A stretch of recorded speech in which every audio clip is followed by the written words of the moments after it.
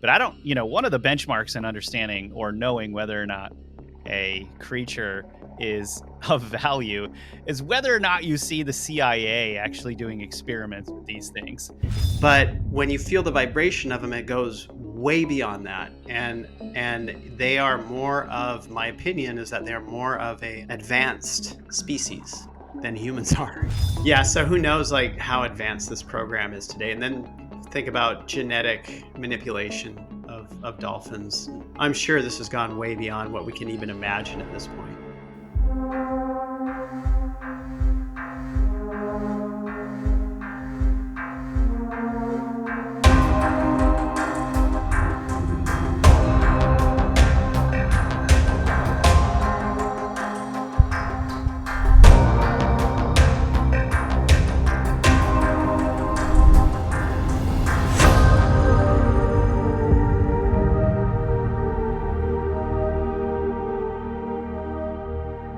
The CIA trained dolphins to be spies in multiple projects throughout the 60s. Were real encounters with dolphins the inspiration behind mainstream television shows? Between private CIA documents and surfaced evidence of covert missions, there is a lot to unpack about dolphin consciousness. Hear remote viewing data on dolphins and whales' minds from John Vivanco, investigative research from me, Rob Counts, into telepathy and clandestine government research, and more. Tune in for another metaphysical show that's out of this world. Are you listening to the Metaphysical podcast on Spotify, Apple Podcast, or elsewhere? Leave us that 5-star rating and review. It helps us reach more people. And remember to like, follow, subscribe on YouTube, Rumble, Ganjing World, Twitter, and Facebook. John, how you doing? Good. Doing good. Good. Well, everybody, welcome to Metaphysical here. We're going to get into a very, very strange and interesting topic today, which is dolphins, orcas, cetaceans in general, whales, creatures of the sea that I think go way beyond normal animals. And John, you've had some before we get into your data, which is going to be later on in the episode. Like, if you guys want to hear some crazy stuff, definitely keep watching because we're going to go through all kinds of things you didn't know about dolphins, black projects with dolphins, all the way to experiences that people have had with them that I think even researchers that have changed their lives and has changed what we think about dolphins. But John, you've had some different experiences, I think, with dolphins because you used to be a surfer and stuff. And what's your general take on these critters? Like everything else, it's more. I think that one of the things that humans don't do is discern vibration. Instead, they discern what physical characteristics are, and then make a judgment on things. But if you learn how to practice discerning vibration of things as an energetic construct, using a different part of yourself, not your thinking brain, but using your body to feel, you'll find that dolphins, like, at least for me, are more. I don't know how to say it. They're like they have a an energy to them that, well, it's much like what people think about them. That they're fun, funny, intelligent beings in general. But that still, places them in the category of like dogs or something that is is something that people think of as an animal, still like a lesser type of life form than a human is. But when you feel the vibration of them, it goes way beyond that. And they are more of, my opinion is that they're more of a advanced species than humans are. I mean, humans, no, don't get me wrong. Humans like have developed this amazing like language and able to use technology, create technology, while they have taken a different tact. Right. Humans have. Yeah, depending on who you talk to, too, because I mean, Yeah. there's some people, I guess you could call them hippies or something, that think wild things about dolphins. I mean, I guess you can some call of them hippies or something. some of the craziest theories I've ever heard have revolved around dolphins. Yeah. I won't even get into it. It's just too wild. But I saw a video recently. Maybe Lindsay can find this on Instagram for us. It was Mariah Carey hitting her highest note next to a dolphin, and the dolphin just going nuts when it heard the high pitch, almost as if it was so excited that a human was getting close to speaking a language that it understood that it didn't even know what to do with itself. It was like laughing or just excited beyond anything I've ever seen. It's really, really kind of cute, actually. Check this out. Yeah, great, great. Nice one. It's like anything that makes them happy. That's fascinating. Yeah, that's the thing. It was Carl Sagan who said that humans try to humans something along the lines of humans try to train dolphins in order to speak the human language, but we don't try to learn their language, basically, Mm. right? Which, And yeah. right. Because that's where humans are. Because a lot of humans think that we're the top. We're it. We're the pinnacle. If you can't be where we sit with language and opposable thumbs, then hey, you're lesser than us. You have to learn what we know, not us what you know. And we don't even think that they know anything. So I think that it's pretty interesting that when somebody out there is creating maybe a high pitched noise that means something to the dolphin, they like, oh, it's learning our language. How amazing. And we think they're lesser than us. And you hear stories of dolphins saving people, helping people, chasing sharks away from people in the water, trying to interact, potentially communicate with people, like in the case of Jojo the dolphin. I mean, there are so many stories around dolphins and the magical qualities of them, um, that are, you just can't shake it off, right? You can't just like you can't you got to understand like deeper what is going on with these creatures to be like this. And so from the remote viewing side, that's what we went into. That's what we go into whenever we look at them. In fact, dolphins are one of the coolest things to look at for remote viewers. They love looking at dolphins. Yeah, that's really interesting. It's because their minds are so different or so open. Yeah, I mean, we're talking about a consciousness that's different than ours. And I don't know, I probably said it before. Humans, like, we do this thing called consciousness mapping at times, and it's basically taking like a representation of the consciousness of a subject and then probing it to understand the structure of it and what's in there. And humans, one after the other, as far as consciousness goes, is very fractured, fragmented, conscious mind, subconscious mind, with all these fractures in the subconscious mind that are inaccessible to the conscious mind. And the subconscious mind is the part of the mind that's connected into a multidimensional reality, where it has awareness of a multidimensional reality, right? And we, unless we work at it for the most part, don't realize this, don't have that understanding and experience. Okay, so, and it's the same thing with every human, even things in their own life. Like, we will stick things in little boxes and little corners down in our subconscious so we don't have to deal with them, because our immediate survival is what's most important, negative situations or whatever. Now when you get to cetaceans, dolphins, for instance, they have, so if you take a circle and you say the subconscious and all the fragments are there, and you've got the conscious. And with humans, the subconscious things that we store down there drive the conscious experience without us even knowing about it. Now with dolphins, the circle is more open. So the subconscious and conscious are like one thing. And they have this experience where they're much more aware, much more aware. So much so that when you're remote viewing them, they sense you. You can tell that they're sensing you. They can feel you remote viewing. It's like when you get into remote viewing aliens, for instance. Not all aliens are like this, or extra dimensionals, or physical aliens. But when you remote view them, their conscious awareness would be a little bit similar to dolphins, where it's more open, right? Humans live with these incredible blinders on, incredible, but other species don't. And we are absolutely unaware of what they are aware of across the board.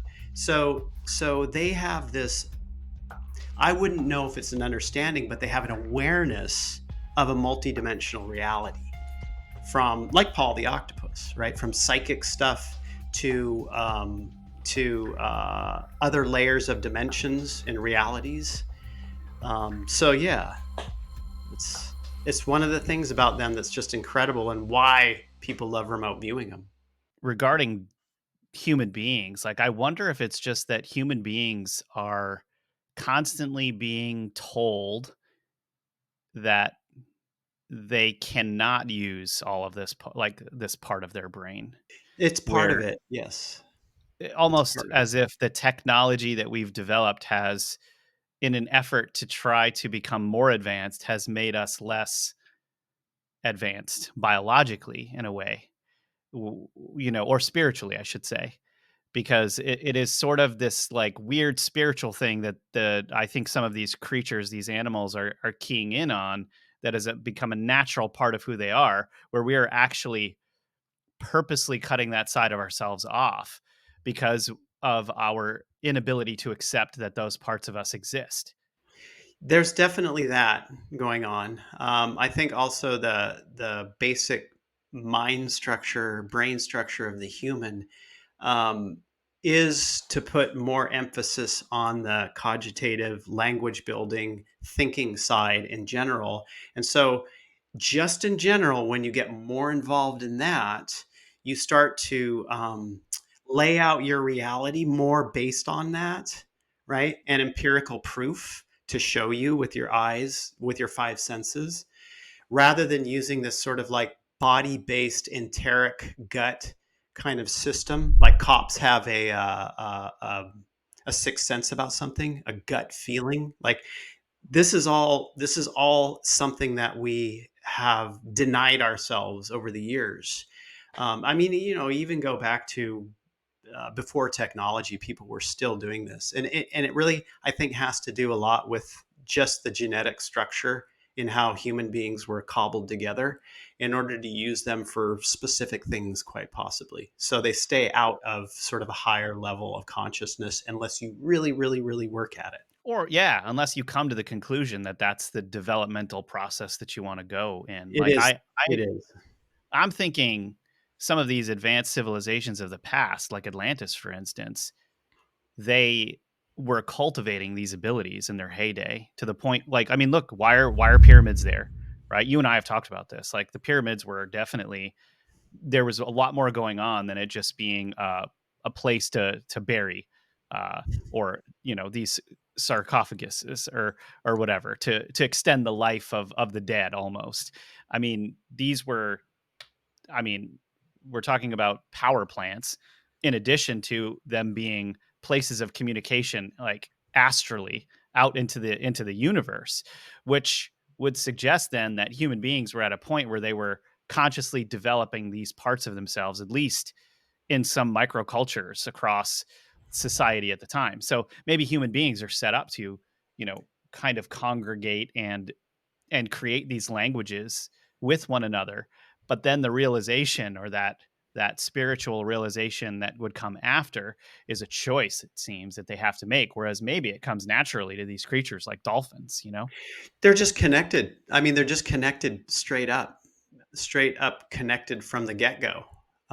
Nothing to really work for when it comes to that, as far as I've seen. Now, I don't know what their dynamic is when it comes to the fine and subtle aspects of that, but what we've seen with remote viewing is that their consciousness is it spans and they're aware of it. It's like when Paul the octopus can gain information on things that are outside. It's non-local information, and they have that as well. It's also like this telepathic type thing.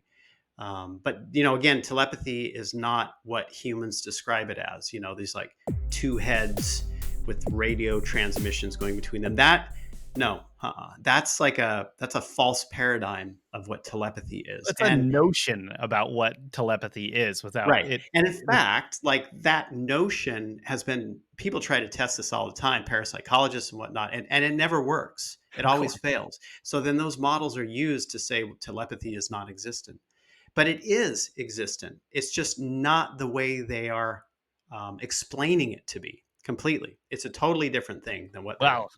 And in these episodes, we may just convince you that telepathy exists by the end of it. So hold on to your hats if you're interested in a larger conversation around that, especially when we start talking about the research of Paul Spong, which is coming a little bit later. But I don't, one of the benchmarks in understanding or knowing whether or not a creature is of value is whether or not you see the CIA actually doing experiments with these things. Yeah, Because if the C unfortunately. Yeah, it is true, unfortunately, and if you do see evidence of that, well, then there's probably something to it, because the CIA has really gotten their tentacles, for lack of a better way to say it, into a lot of different things. And, I mean, there was a project called OXYGAS that basically started at around 1965. And around 1965 through 1967, we see all kinds of things happening. Like Flipper, the TV show, comes out soon after. Everybody's going crazy about like dolphins and how amazing they are and all of this stuff, which is kind of interesting. Like that all happened around the same time. But we're seeing that there were clandestine operations revolved around dolphins through Project Oxyglass to see whether or not dolphins would be able to do things, for instance, such as retrieval and emplacement for certain objects, which means, now you've got, I mean, you can imagine this. There's a spy over there somewhere in Italy or Greece. He walks out into the ocean, drops something, a dolphin comes, picks it up, and then brings it back to a ship. And now there's this circulation going on. I mean, we're talking about dolphins also being considered to drop off weaponry, bombs or things like that. I mean, these were going on, and this is not me saying this. We're looking at actual CIA documents that are showing that clandestine services, were created using dolphins, and that it looked very promising. Not just that they were testing it out, but that it was very promising. And then all of a sudden, like it is with all CIA operations, they sort of just like disappear into the ether, and then, oh, we didn't really continue with this. But is that true? I mean, anytime one of these CIA projects goes on like that and they shut it down, they're usually opening it up under a different name and nobody knows anything about it. Yeah, it's when things start to leak. Information starts to leak a bit. Then they'll start adding to those leaks in order to say, "Hey, we're above board here with all this stuff," and then, well, we're going to shut it all down. This is like what they did with remote viewing too. And then they'll just birth it in somewhere else with some other name. Yeah, and then hire you on the down low because they Right. still need the information, but Right. it's not kosher to talk about it publicly. So Right. there's a Popular Mechanics article here. It's really interesting. It's Popular Mechanics is the CIA once wanted to use dolphins to sink enemy ships. Yeah, so we got to pull this up for you guys to check out. Were they like suicide dolphins? Actually, I think it was smarter than that, because you don't want to just dispose of something that you Yeah, a took lot a of really long money time goes to into train. training of that. Right. Right. So in 1964, the CIA launched an effort to use bottlenose dolphins to attack enemy ships. Strangely, the effort coincided, as I was just saying, with the popularity of Flipper, a TV show about a dolphin that patrolled a Florida water park and fought crime. Wow. It fought Flipper. crime. It's like a little dolphin superhero. Oh man. Hi. Well, I suppose Flipper told you to come out here and spy on me. Well, as a matter of fact, yes. Just what did you expect to find? Okay, so while the program never panned out, another design to save human lives by detecting sea mines did. The CIA introduced OXYGAS, which is what I was just telling you, in the early 60s, right around the time Flipper hit the big screen, right? Okay, now, documents show that the agency kicked off OXYGAS using at least 2 captured wild dolphins. The program envisioned training the dolphins to quietly infiltrate enemy bays and harbors, attaching explosive devices to the hulls of enemy ships, and then slipping back to a waiting boat. That's wildly intelligent Yeah. to get them to do Yeah. that. And the dolphins don't have discernment, you know. They're just they don't have judgment, rather, I'd say. They're not judging, they're just doing. Whereas all of us humans in this world would judge, is that good or bad? Yeah, they're like, let me help these humans. They're asking me to help Right. them. Yeah. Right. Okay. By November of 1964, the Office of Research and Development, it's a scientific research arm of the U.S. Environmental Protection Agency, was cautiously optimistic. They said, quite frankly, this project has progressed more quickly than we anticipated, although unbridled enthusiasm is not justified at this time. So they stated that despite communications problems between the handler and the animal, and the need to determine a proper payload shape, it thought the CIA could perform a full on test by January of 1965. This is a long time ago they were doing Yeah. this. Think about this. Okay, so the CIA documents never mentioned specific kinds of explosive devices, but the agency probably planned on using conventional devices like the limpet mines human divers relied on during World War II. It's also within the realm of possibility that the CIA had nuclear weapons in mind. Nukes had grown smaller and lighter in the 19 years since the 10,000-pound Fat Man bomb dropped on Hiroshima. Although the nukes were still too big for dolphins to reasonably carry, the rapid pace of miniaturization suggested it was only a matter of time. In one document from February 1965, the CIA reported that 2 dolphins are now routinely delivering simulated, and then they redacted the rest. Oh, man. So they were delivering simulated nuclear devices, most likely. That's probably where it went. Yeah, exactly. They were simulating all of that. We don't even know, like, imagine that. Like, okay, the CIA was so impressed with OxyGas that it envisioned plenty of other covert missions for dolphins.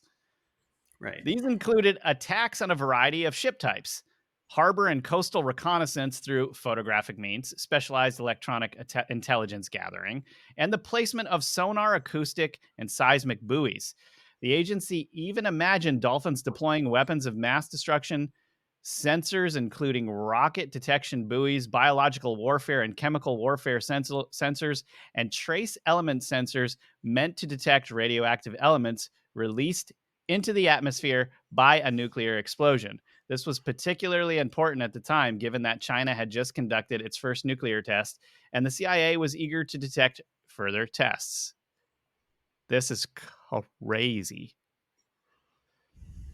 In 1967, the CIA's Technical Requirements Board recommended a change of tack. The OxyGas Dolphins would instead focus on intelligence collection. In their new role, the agency Dolphins would approach hostile country from at least 12 miles away. In this watery version of the classic dead drop, a technique for transferring items in espionage parlance, the Dolphins would then retrieve objects that spies left in shallow water or floating near shore. This is what I was talking about before. However, the board noted it was difficult to train dolphins to travel more than 12 miles across unfamiliar waters. That makes sense. So in September of 1967, I saw the CIA's support for OxyGas start to run out of steam. Oh, here it goes. A proposal for the program to become a joint Department of Defense CIA program went nowhere. The Advanced Research Projects Agency, an early form of today's Defense Advanced Research Projects Agency, that's DARPA, wanted to help fund the program because it thought dolphins could help differentiate various types of radars from one another. By 1970, however, the CIA had zeroed out funding for the dolphin program entirely. Sure, you did. Yeah. Now, the Navy did continue a dolphin program on the surface. Yeah. Well, you got to wonder well, I'm sure it's like with everything here. Um, trying to, well, like they did with sharks, like trying to remote control sharks, right? I'm sure they've been trying, if not successful, in remote controlling dolphins. Putting a chip in their brain. Use your Remote PlayStation controlled controller. sharks has just got to Yeah, be one of the most hilarious and terrifying things I yeah, can think of at the same I time. know. Yeah, Like this yeah, guy in a little like submarine just remote controlling a shark. yeah. I know. Yeah, so who knows like how advanced this program is today? And then think about genetic manipulation of dolphins. I'm sure this has gone way beyond what we can even imagine at this point. Yeah, it would have to. I mean, especially if we've got CIA documentation on this and they knew this much. I mean, again, they knew this much in 1965, like between 1965 and 1970. They acquired all of this information using and handling dolphins. Like, what are they doing now? I mean, Right. granted, now the technology is potentially so advanced that they can do things with drones in a way that they could with something like dolphins. But But you but the drone underwater drones are going to be like probably detectable in general, and nobody's going to look twice at a dolphin just passing by. Probably not. Maybe they do now. I don't know. But think about a drone, like the types of magnetic signals, unless they can disguise those, that are detectable at sound waves versus just a regular sea animal swimming around. yeah, I wonder what this training has kind of introduced into their technology because I mean, who knows what kind of sounds even the dolphin is able to create and or mimic. I mean, I saw a video of a dolphin becoming very close to being able to speak English. A-E-I-O.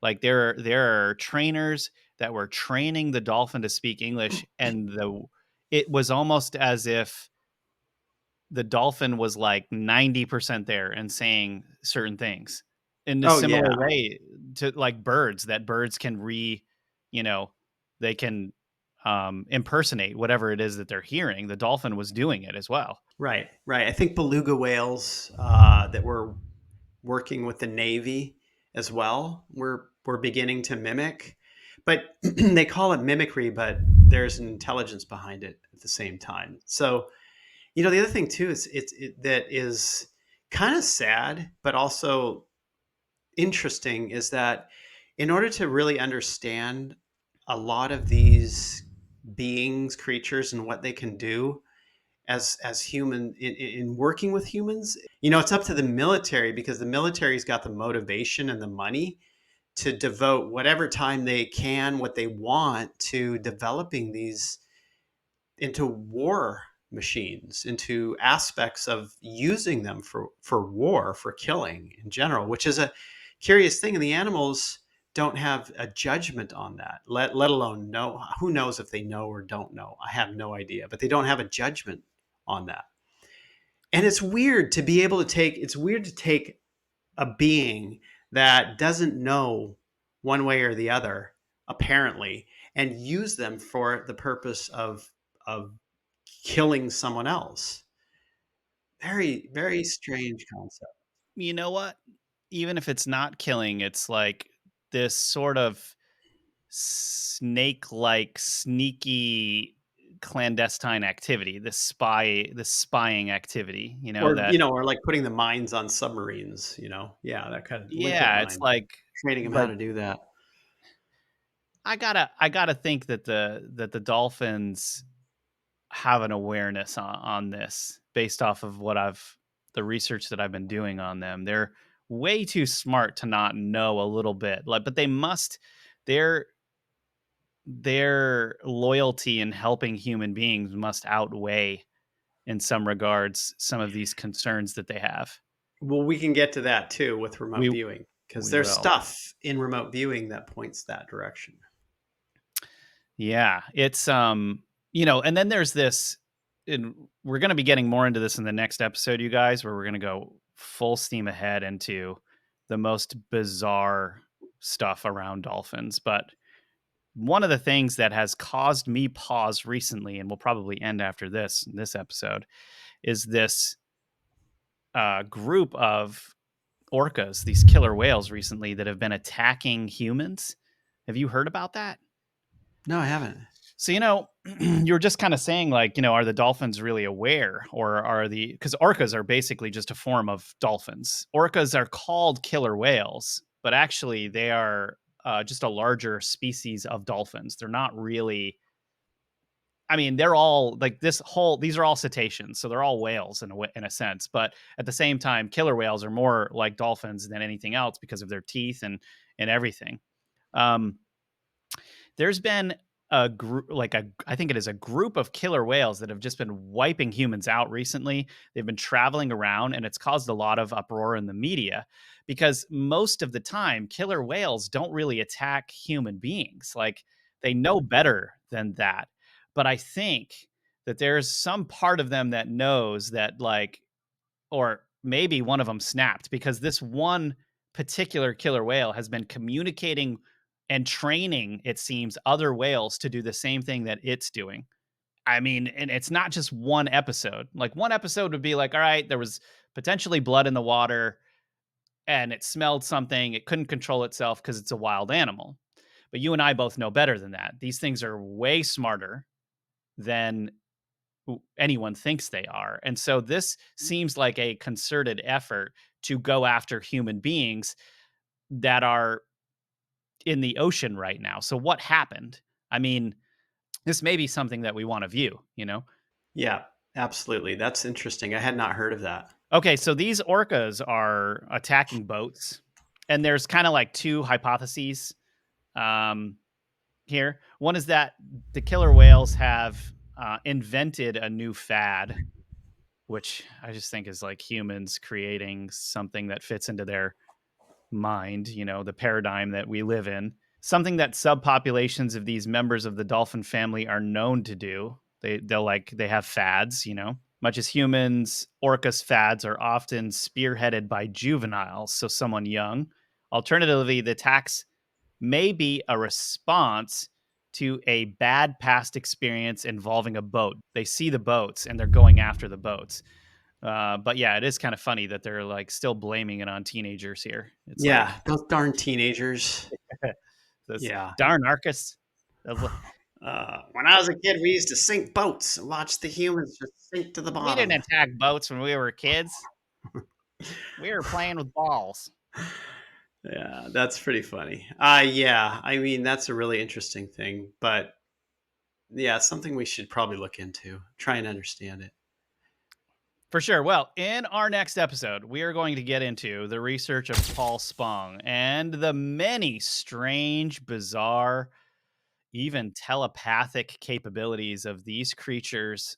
It's going to change your whole mind on what these things are. So, thank you guys so much for watching this episode. John, thank you for being here, and for all of those of you watching. We hope you guys thought this episode was as out of this world as we did.